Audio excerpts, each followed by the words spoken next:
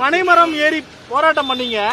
அந்த போராட்டம் தொடர்பா விசாரணை நடத்தப்படும் தமிழ்நாடு அரசு தெரிவிச்சிருக்காங்க. நீங்க பணங்கள் எடுத்தது சட்டவிரோதம்னு.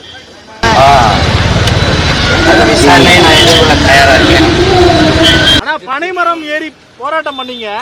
அந்த போராட்டம் தொடர்பா விசாரணை நடத்தப்படும் தமிழ்நாடு அரசு தெரிவிச்சிருக்காங்க. நீங்க பணங்கள் எடுத்தது சட்டவிரோதம்னு.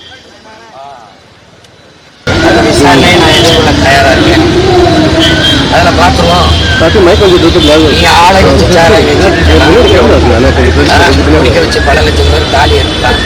நாங்க பணி கல்லில் நாங்க என் பரம்பரையா இருக்கு.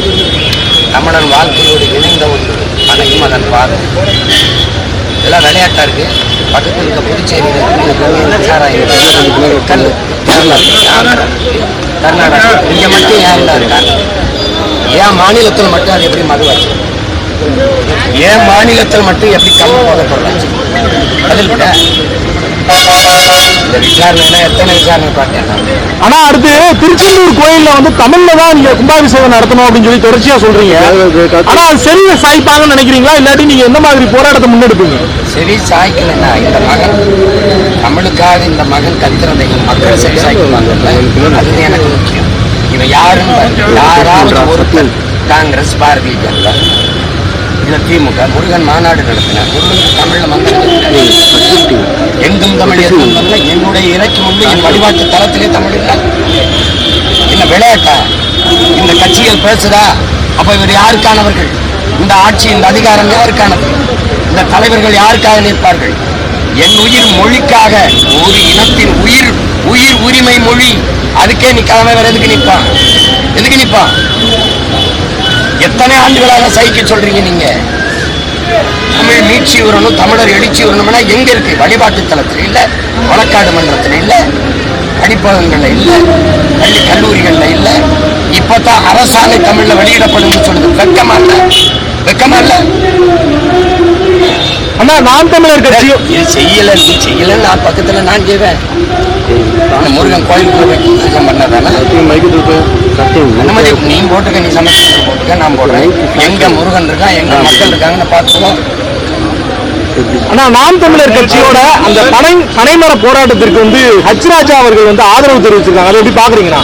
அவங்க கல்லை ஆதரிக்கிறாங்க. ஏன்னா அவங்க ஆளுகிற மாநிலங்கள் எல்லா இடங்களும் கல் கர்நாடகாவில் இருக்குது, காவேரி ஆந்திராவில் இருக்குது, மற்ற மாநிலங்கள்ல தம்பி அண்ணாமலையே கல்லை ஆதரிச்சு போராடினார், போராட்டங்களில் பங்கேற்றார்.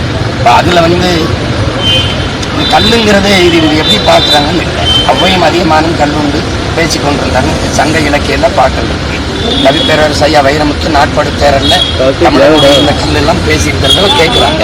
அப்புறம் இதில் என்ன இவங்க போட்டுக்கிற தலைவர் பெரியாரு என்ன சினிமா பார்க்கறத விட கல் கேடு, எதுக்கு கல் கடையை மூடுறாயின்னு கேட்டது இருக்கு. அனுப்பட்டா நீ சாராய ஆளை வச்சிருக்க, அதுல இருந்து நேரடியா உற்பத்தி முதலாளியும் விற்பனை முதலாளியும் நீயே இருக்க. நீ காய்ச்சிட்டு காசு மரத்தில் விற்கிற. இந்த சரக்கு கல்கடை திறந்து விட்டு அந்த வியாபாரம் படுத்துக்கிறோம். இதை தவிர வேற ஏதாவது காரணம் இருக்கா? வேற ஏதாவது காரணம் இருக்கா? அப்புறம் தொடர்ச்சியா விமான மரம், ஜாதி மரம், ஜல்லிக்கட்டுக்கு போறான்னா ஒரு ஜாதி விளையாட்டு, இதெல்லாம் என்னதெல்லாம் சேர்த்த தானே. பணக்கேன் ஜாதி வச்சேன். அப்ப என் தமிழ்நாட்டின் தேசிய மரம், தமிழ்நாட்டு மரம் பணம் அறிவிச்சுட்டேன். கருப்பட்டி திங்கணும் மக்களையா, நான் பழையனா அது சாதி தொழிலாயிருது, அது குல தொழிலாயிருது. மீன் திங்கணும் மக்களையா, கருவாடு திங்கணும், நான் மீன் பிடிக்க போனா குலத்தொழிலாயிருது. நல்லா பால் குடிக்கணும், வெண்ணெய் நெய் எல்லாம் திங்கணையா வெண்ணெய்களுக்கு. கறி திங்கணும், நான் ஆடு மாடு மேய்க்கணும், அது குலத்தொழிலாயிரும். கொளுத்தி எடுக்கிற பாருங்க. நீதிமன்றத்தோட தீர்ப்பு எப்படி சார் பாக்குறீங்க? ஒரு எம்எல்ஏ ஆட்கடத்தல் சம்பவத்தில் ஈடுபடுறதும் இந்த சம்பவங்கள்ல இது மாதிரி மக்கள் அதுதான் தேர்ந்தெடுக்கிறாங்களா இந்த மாதிரி கேட்கலாம் நீதிபதி கேட்கிறாரு. தெரியல, பிரச்சனை என்னன்னே நமக்கு புரியல.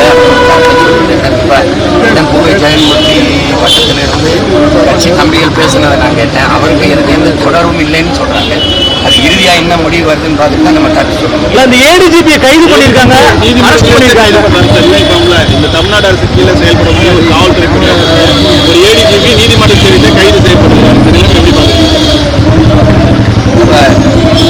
நேரடியாக அந்த குற்றச்செயல்கள் அவர்கள் தொடர்பு செய்து நமக்கு ஒன்றும் புரியல, என்ன நடந்தது. சும்மா போகிற போக்கில் ஒரு கருத்தை பதிவு போகிறது அது கண்ணியமாக இருக்கிறது நல்லா